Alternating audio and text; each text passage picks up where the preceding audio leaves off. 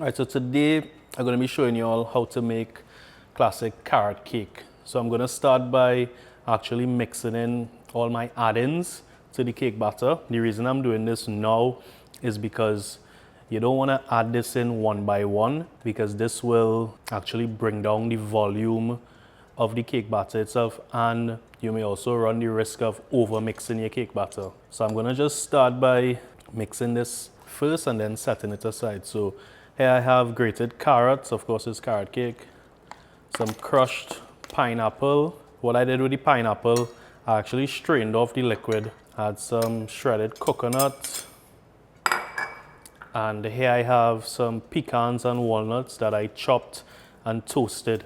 Toasting really helps to bring out the flavor of the nuts and adds a little more depth and a slightly caramelized taste to the nuts. So I'm just going to give this a quick mixture. Of course, make sure all the ingredients are well incorporated. And you might think, well, why are we adding crushed pineapple and not like diced or chunks? So the reason for that is really not to overwhelm the batter with too much big items, if you will. The carrots are grated on the bigger side of the grater, but if we were to add the pineapple in bigger pieces, that could actually break up the batter. A lot of it could sink to the bottom of the batter. All right, so we're gonna set this aside and mix our dry mix. Here we have sifted flour. You always want to sift your flour to remove the lumps, because you really don't want to be biting into any clumps of flour while you're eating the cake. Cinnamon powder, salt to help bring all the other flavors to life, and baking soda used as a leavening agent in the cake batter today. So I'm just going to add all the ingredients to our flour and give it a quick mix. As always, you mix it until all the ingredients are evenly incorporated throughout the flour. Alright, so we're just going to set this aside and get our wet mix. Right, so time to mix our wet ingredients. So here I have some full cream milk, splash of vinegar. The vinegar really helps to balance out the sweetness during the cake. Some vegetable oil for added moisture. And this is the pineapple juice that I strained off of the crushed pineapple. 3 large eggs. So it's always good to beat these before you add it in. This just helps to shorten the overall mixing time.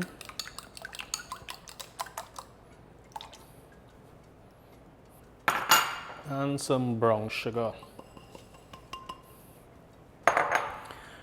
Right, so here I have 2 whips. This is a traditional whip, but today I'm actually going to be using this balloon whip. Why am I using this?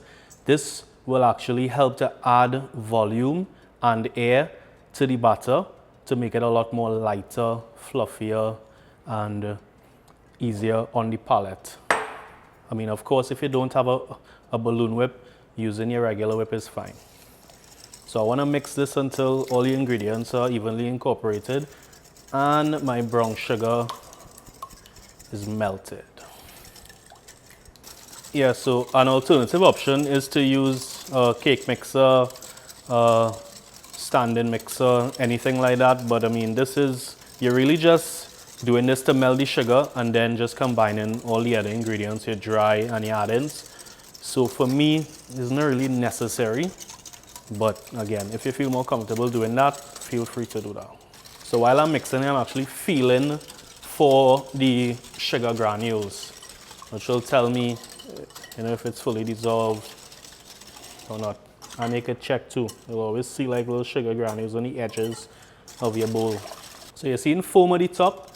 That is evidence of the air that the balloon whip is starting to incorporate into the wet mixture. I'm almost finished here. Don't have too long again before the sugar is dissolved. Alright, so time to add in our dry mixture, flour mixture. So you always want to add this in parts. You never just want to add all in at once. And you always want to add dry to wet, because it makes the mixing a lot easier. Imagine having to add a third of this at a time to this. I mean, It really wouldn't make that much sense.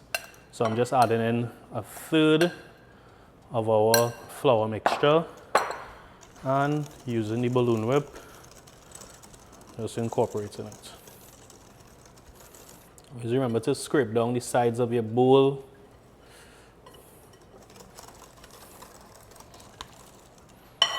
Let's go again.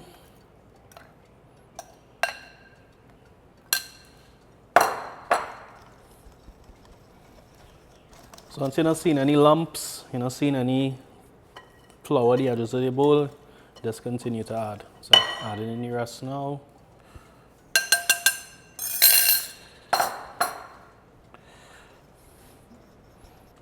And you want to mix this relatively quickly because you don't want to run the risk of over mixing your batter, which will negatively affect the end result.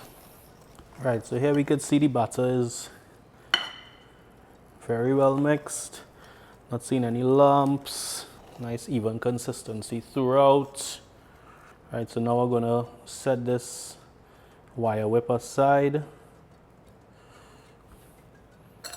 and I'm gonna fold in the add-ins.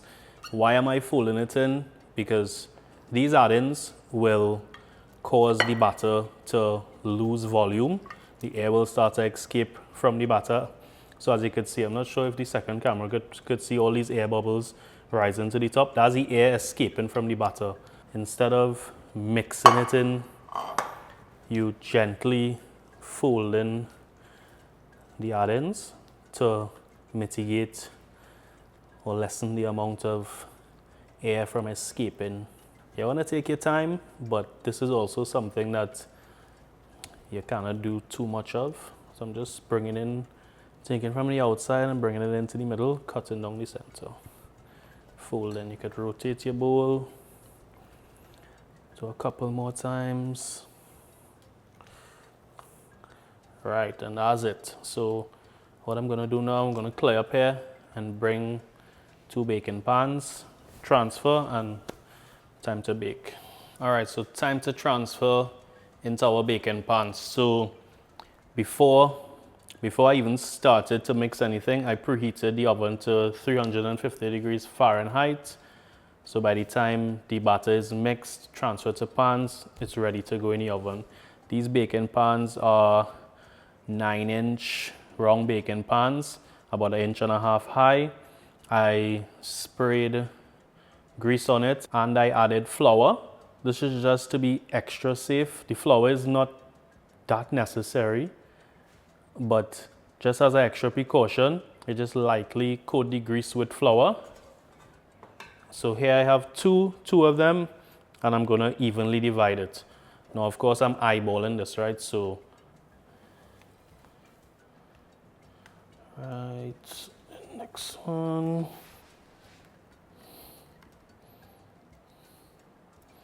Now we're not selling any cake, so it's no big deal if one gets a little extra. Yeah, so here we have them pretty much evenly divided. I'm not gonna knock these pans or hit it to let any to help even it out. All that will do in this instance is remove air from the batter, which will make the end product a lot more denser and not really nice on the palate. So I'm gonna throw these in the oven, and all right, so let me just put this aside and show you how it's gonna be in the oven, right? So I'm gonna put these just like this in the oven. It'll bake for about 25 to 35 minutes. Halfway through, what I do, I will rotate it and then also turn them, yeah, for even baking in the oven. All right, so we're gonna throw these in the oven now. All right, so while the cake is in the oven, we're gonna make the icing for it. So of course, carrot cake, cream cheese icing, yeah? We're not moving away from that. So here I have our cream cheese. It's at room temperature. Reason for that is it'll make mixing a lot more easier. So I'm using a handheld mixer, Again, if you want to use your standing mixer or anything like that, you could go ahead. So what I'm doing here, you really just want to lighten the cream cheese, make it a little more fluffier.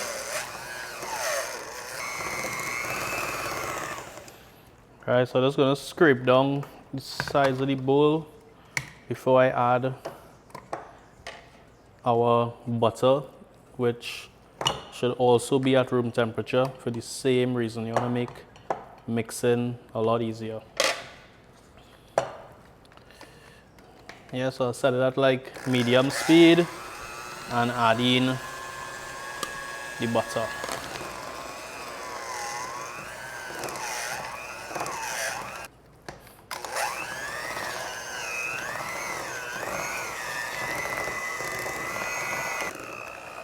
So as you can see, the cream cheese and butter is a lot more malleable now, well incorporated. So now we can start to add the other ingredients. So here I have some vanilla essence.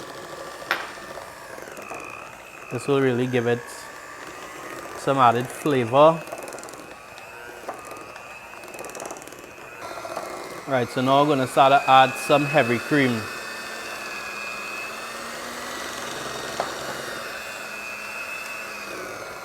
So similar to how I was mixing the dry ingredients into the wet ingredients, I'm adding in the heavy cream in parts. Now, a cheaper substitute for heavy cream is icing sugar, which you can use, when I'm making it, I've made it with both.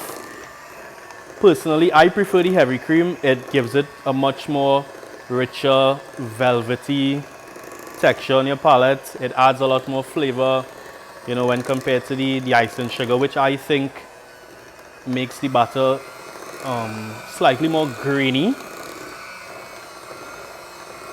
But it's really up to you. And of course, the heavy cream helps to give it that white color.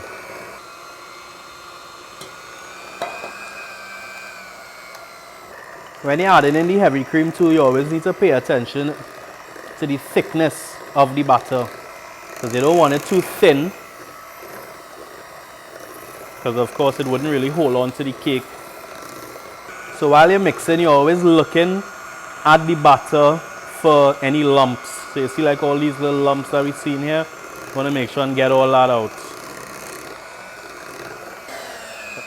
Right, so let's check the consistency of the batter. So we're looking for soft peaks.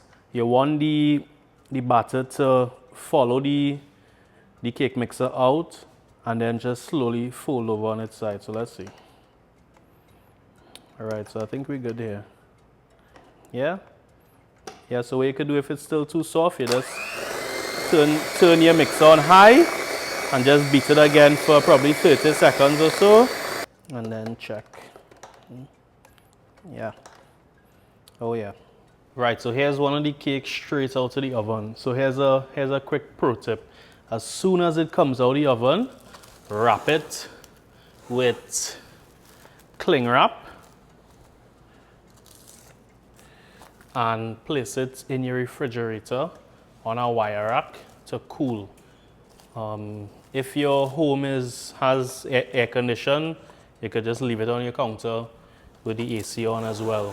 What this will do, the cling helps it to retain its moisture, because obviously normally without doing this you will leave it out on your counter on a wire rack and leave it to cool off, right? But what happens then is that some of the moisture escapes from the cake. So by clinging it, we get to retain all the moisture from the cake, which will give you much better end result. All right, so our carrot cake is completely cool. It's rested. So we're gonna remove the cling and see if it comes out the pan. Nah, it'll come out, it'll come out. All right, so just using my offset spatula here, just to free it from the edges if it even needs freeing. It looks like it's pretty much off of the edge. I'm gonna just take a plate, place it over the top, flip it, voila. And I want to level off the top. So I'm just using a bread knife. If you have a regular chef knife, you could do that too. Now, full disclosure, I am not a baker. So if I could do this, you could do this. Yeah, so we just want to level off the top. I really should be doing this on a cake stand so that I could turn the cake. Just put the extra in the pan. Right, so we're just doing this to level off the top. I don't know if I'm making it better or worse. So I'm just gonna switch up, bring the other one, level him off, and then we'll start to build our cake. Right, so we've leveled off both of our cakes. This is the topping, but don't worry, as soon as I finish icing, I'm gonna show you all how to make cake pops at home so that way you don't have to waste this. Yeah, so but for now, let's just ice our cake. All right, cool. So to start, we're just gonna put a little icing in the middle and then add our second layer on top.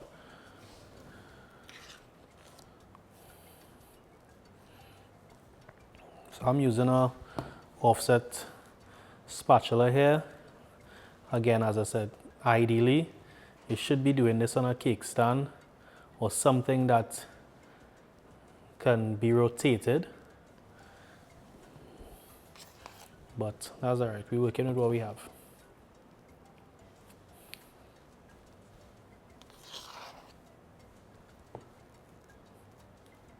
It's okay if some spilling out to the side because we're going to be icing the sides of the cake as well, so it's no big deal.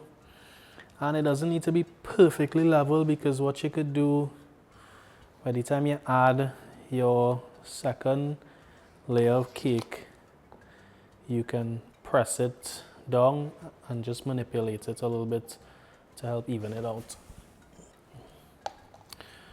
All right, cool. Time to add our second layer. So I'm adding it upside down. This will help to even out your cake even more, especially on top. So you can just look at the side, check it out, press it down to help level it off. All right, cool. So I just grabbed my smaller one. So whenever you're icing a cake, you always want to start with a crumb layer, you call it. That's a thin layer of icing to kind of prevent all the cake crumbs from going all over your icing. Right, so once you get your crumb layer on, then you could start icing. The icing from the top, start in the middle and you work your way out on the outside layers of the cake, eventually taking it to the sides of the cake. Yes, I'm just taking my spatula and just spreading the icing in. Again, judge me on taste, not on presentation for this one. Right, and then you want to slowly just take it down the sides, drop some on the side and you spread it out. Right, and once it starts to fall to the side, you just take your spatula and gently pull it across. You don't want to do this, take your time and do this. You don't want to pull too much icing with you, because you don't want the cake crumbs to start to mix in with the icing. Alright, I think we're good there now. Here's a easy trick to make your cake look a lot nicer than it is. I'm going to cover it in grated carrots. Yeah? So I mean, this is optional. Like my sister, she's the one who really makes this. She's done this with carrots and then she'll top it up with like nuts. So the options are endless. Yeah, then we're gonna slice it and show you what inside looks like. All right, so some bonus footage here. Let me show you all how to use your cake crumb that you would have removed from the top of the cake. So you could just literally take this and make cake pops. So what you do, you just take it, and because it has so much moisture in it still, you don't even need to add any icing to this. Just roll it up in a ball, like this. You could take a large toothpick. I'm just using these little tea forks. Dip it in, and then you could just dip this in chocolate. Get this coated in chocolate, and have your individual cake pops.